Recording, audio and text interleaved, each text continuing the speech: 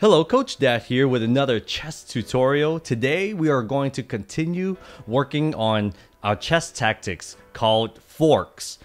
In these next couple of examples, I invite you to work alongside with me to help increase your pattern recognition of being able to recognize forks when they are available on the board, being able to take on those opportunities to thwart your opponents with these easy to learn tactics. These tactics will help you with your long-term game plans as we go through these fork examples and be able to work together here.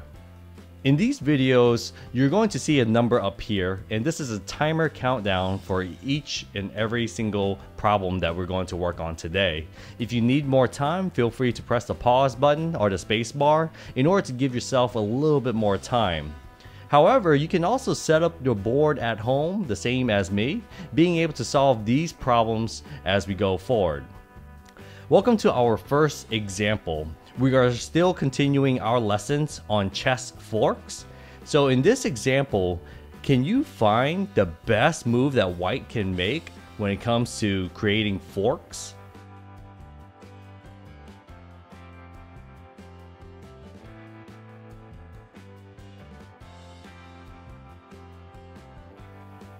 If you said queen to c2, you are correct.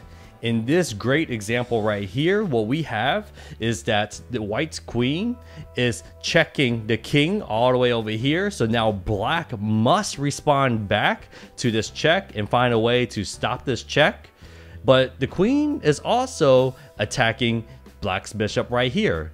Anytime you see an opponent's piece that is unguarded or unprotected, you seek out any possible opportunities to capture that piece. In this example, white moved from e2 to c2, being able to check the king, and black has no possible moves to stop this capture right here. So after this, black will most likely block with a pawn or move its king somewhere else in order to get out of the check, but white will be able to capture this bishop right here with a free piece.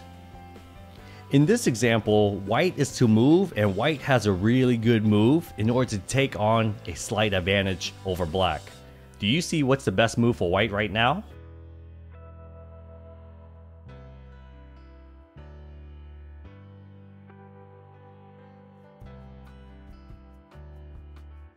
Okay, if you said bishop captures g6, then you have a very good eye. What this forced black to do right now is that most likely black is going to take on this opportunity to capture this bishop right here. But we are forcing this check, so black has to respond to this. A great way for black to respond is most likely you capture with this king, capturing this bishop right here, and we'll put it to the side. Now, what else can white do in this situation after setting up that move?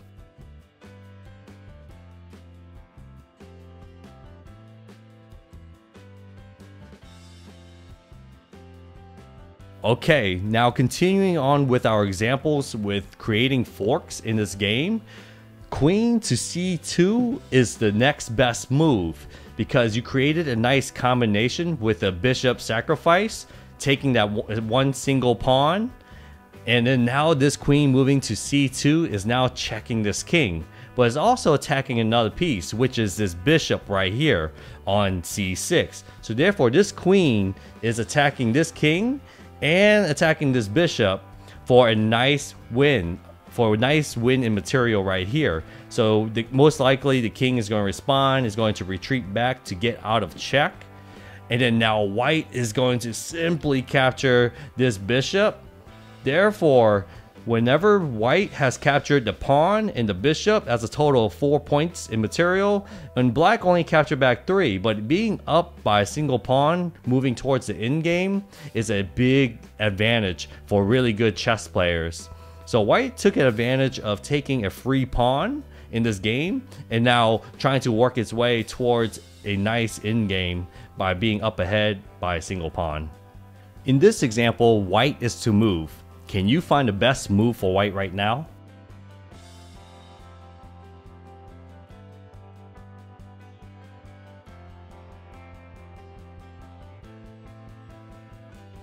Okay, if you said knight to c7, then you are correct. What happens here, knight is checking the king, and the knight is also attacking another piece, a piece that you normally don't really focus on, but this is a really good move because the knight is also attacking this pawn right here on d5. Not all forks have to be some type of fork that takes away another minor or major piece. Even taking away just a single pawn can really help really good chess players towards the end game. Being up by a single material, as you can see here, being up by a single pawn in the game means a lot for really good chess players. As you move forward, you'll be able to see advantages of attacking unprotected pieces and really pushing forward to find ways to use these tactics against your opponents. In this example, can you find the best move for white?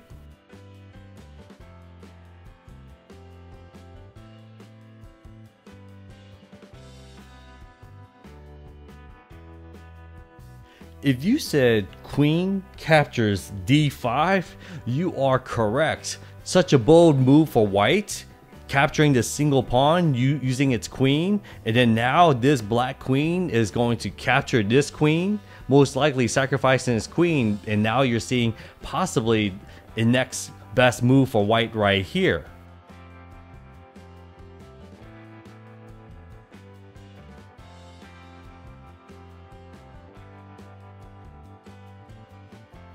If you said knight back to c7, you are correct. The knight is now creating a royal fork with the king. The king is now in check, and now this queen is also in danger as well from this knight. So therefore, black is going to respond back with this to get out of check, and then white is going to capture this queen.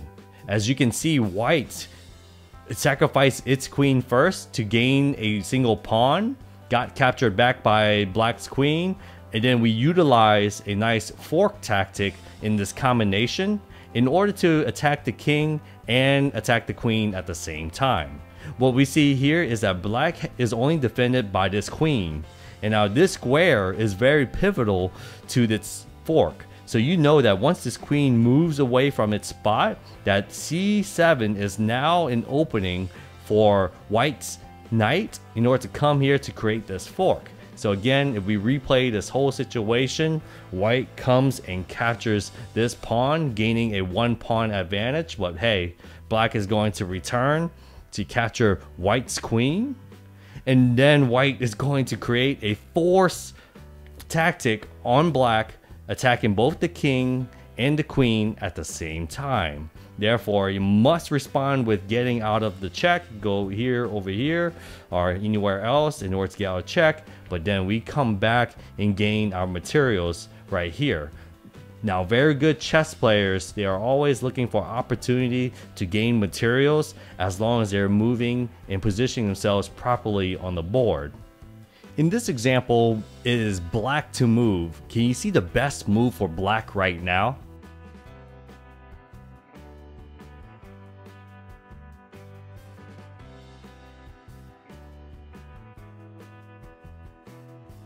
If you said the knight captures b3, you are correct. Black was down a whole pawn in this game and is looking to capture this 1 pawn right here to try to even up the material and also come back and attack both of these rooks at the same time. And black is most likely really happy to be able to catch up and put white's pieces in danger. As you can see here though, white has a really great counter tactic that it can perform right here to win this position. Can you see white's best move now?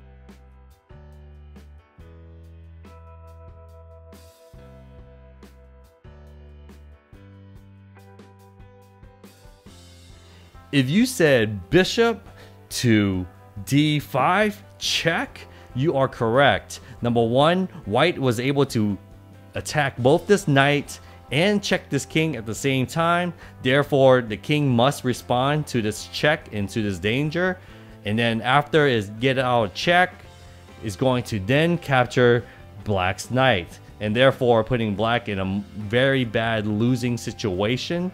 At first, black thought, hey, we get to have a nice little double rook fork right here, but then white responds back with its own very own fork against black, winning material and most likely in position to win the game. Can you find the best move for white in this situation?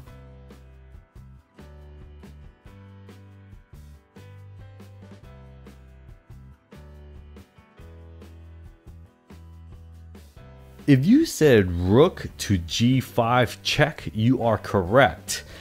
Black has to respond to this check, but also has an unprotected pawn all the way up here. So therefore, the king is most likely going to slide away from the danger and then capture this pawn for a one pawn advantage within a chess game. Remember, single pawn advantages are crucial for the endgame. Now we have this example. It's very similar to the last example, except with the addition of these two knights. Can you still see the best move for white right here?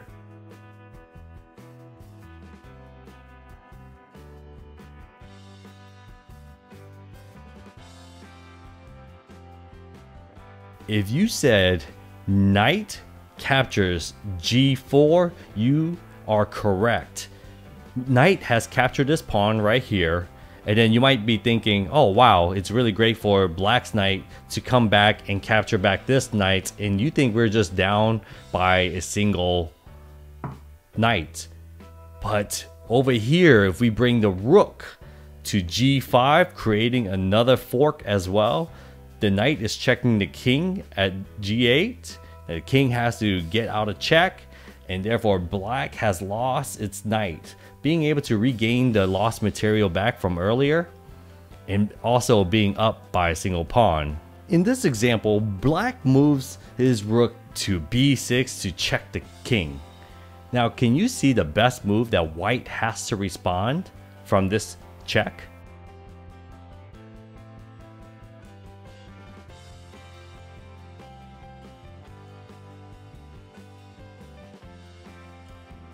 If you say king to c5, you are correct. As you remember in our previous videos, it's not just the knight, the bishop, the rook, the queen that can just create a fork. You can also create a fork with the king itself. And now black was hounding down on the position of white with the king wide open with these pieces surrounding him. However, has made a blunder. And always remember that the king can also create a fork as well. So now black has to decide whether he's going to give up a rook, a knight, or even a bishop. As you can see here, it doesn't matter where black decides to move, one of these pieces are going to get captured and going to get missing. And even the pawn right here as well. So even though if he tries to move this knight rook right here to try to protect his bishop, but this rook itself is protected by the knight. But who's protecting the knight? So then therefore the king can capture this knight to capture an easy points right here. In this example, black is moving its pawn to d4 in order to try to advance the pawn further. Can you see the best move for white in this position?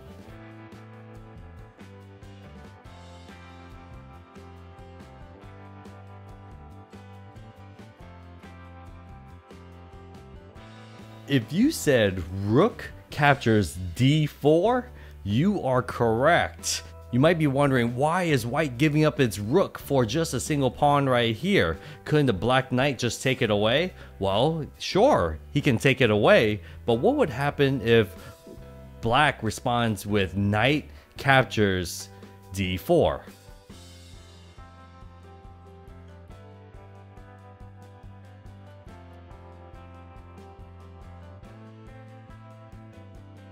Okay, if you said king captures d4, wonderful. Now we are down by just one piece right now, but look at this position. Black is now ambushed by another king fork, meaning the king can capture both the knight and the rook.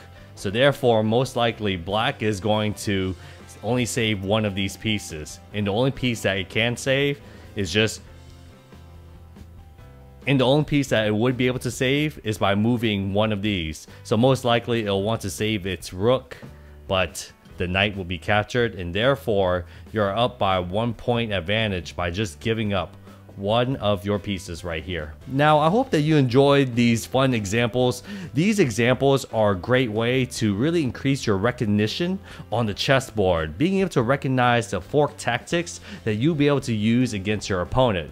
Remember to practice whenever you're at home, be able to see all the best possible moves. Don't just make a move based on instinct. Make a move because you know that it's going to give you the next clear advantage and not giving your opponent the advantage next. Again, thank you very much for watching this chess tutorial on forks. We look forward to seeing you for future chess tactic videos that we'll be creating in the future. Remember to hit the like button and subscribe, and also turn on the notification buttons for any new videos that will come out by Coach Dat.